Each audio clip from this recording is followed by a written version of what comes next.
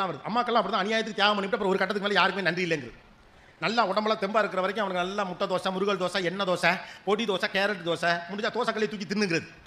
இதெல்லாம் பண்ணி போகிறது எல்லா சவரட்டனையும் பண்ணி கொடுத்துட்டு அவனுக்கு ஒரு கட்டத்தில் அது பழகிடும். பிள்ளைகளுக்கு பழகின பிறகு உங்களுக்கு ஒரு வயசாகிறப்ப முட்டி வலிக்கும், இடுப்பு வலிக்கும், சரியாக சாப்பிடாதான் வயிற்று பிரச்சனைகள், கோளாறுகள் இருக்கும். அப்படி நீங்கள் சுணக்கப்படுறப்ப அம்மா முன்ன மாதிரி இல்லைங்கிறப்ப உங்களுக்கு ஆத்திரம் வரும். ரெசிபிகேஷனே உங்கள்கிட்ட இல்லைன்னு யார் உங்களை பார்த்துக்க வேணாம்னு சொன்னா இதை தான் அவன் சொல்லுவான்.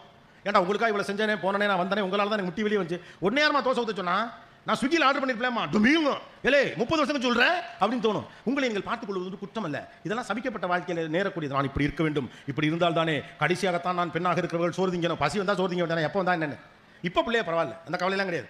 என் கணவர் இலையில் தான் நான் தின்பேன், ஒரு வாழை எவ்வளோ வரப்போகுது, இன்னும் வாங்கி திங்க வேண்டியதானே, அவர் தின்ன மிச்சத்தை தான் நான் தின்பேன், இப்போலாம் நான் தின்னுட்டு மிச்சம் இருந்தால் நீ தின்னு, நல்லதானே. What's wrong in that? எல்லாருக்குமே ஒன்று தாயும் பிள்ளைனாலுமே வாய் வயிறு வேறாங்கிறான். அப்படின்னா புருஷன் முண்டாடிக்க மாட்டோம்.